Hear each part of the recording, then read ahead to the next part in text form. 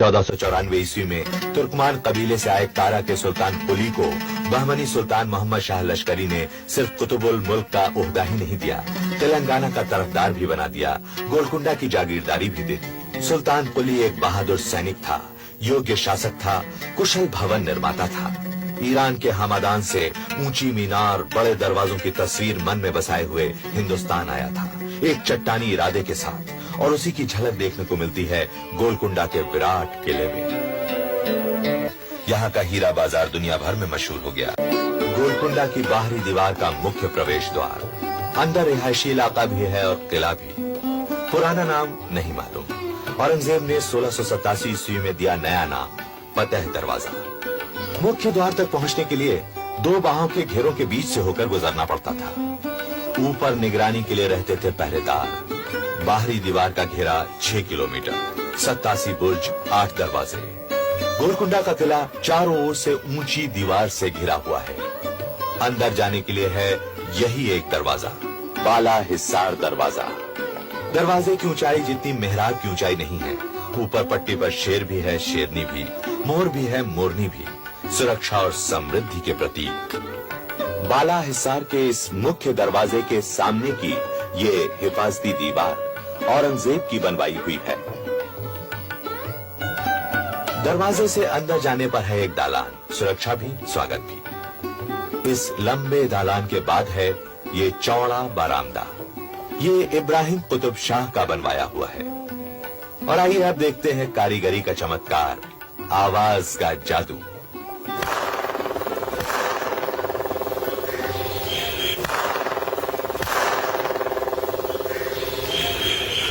आवाज का ये इशारा 435 फीट दूर उस बारादरी पर साफ साफ सुना जा सकता है।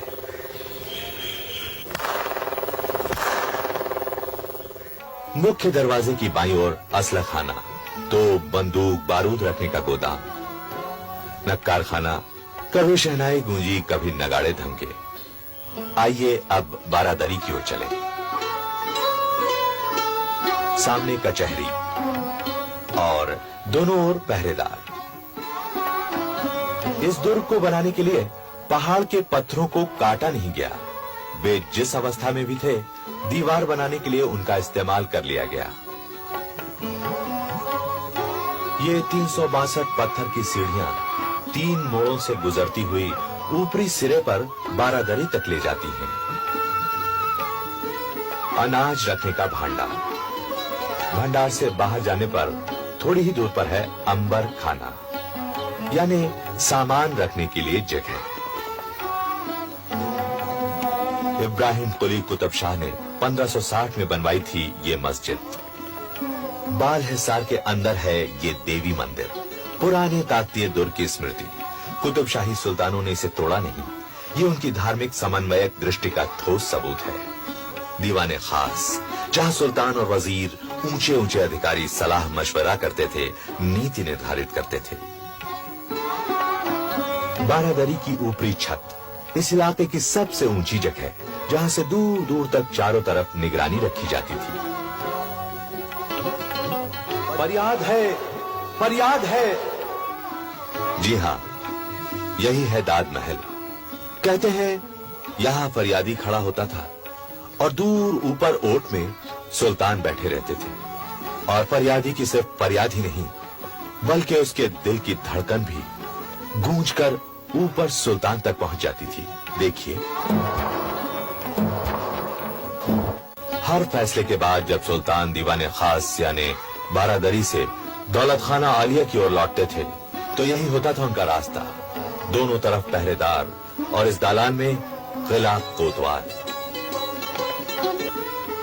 बारादरी के दूसरी ओर से रिहायशी इलाके में जाने के लिए हैं 280 सीढ़ियां, और यहां से शुरू होता है रिहायशी इलाका। महलों में पानी पहुंचाने के लिए पानी को नीचे से पहले 350 फीट तक 3 फारसी रहट से उठाया गया।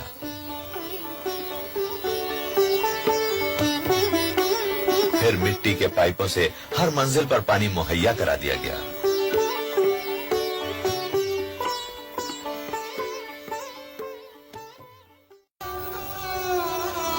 और यह है रानी महल के भीतर की जनाना मस्जिद।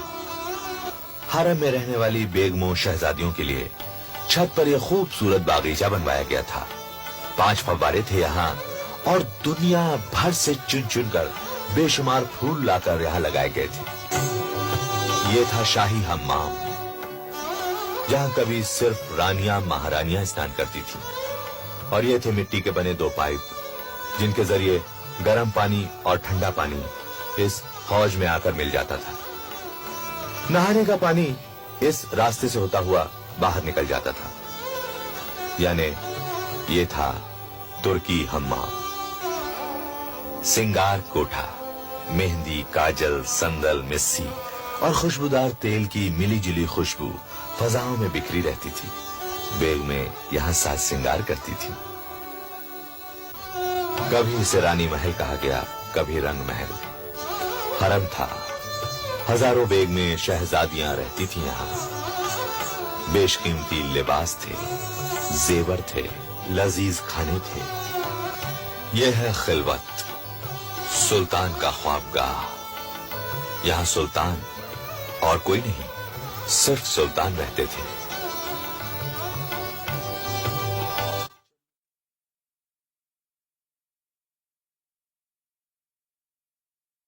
سن 1687 عیسوی عبداللہ پانی سردار خان نے دغابازی کی، قلعے کا دروازہ کھول دیا.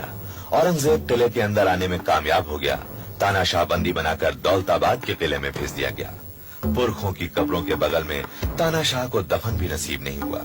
حالانکہ راجدھانی حیدرآباد چلی گئی تھی، پر سبھی سلطان آخری پڑاؤ کے لیے یہیں لائے جاتے رہے.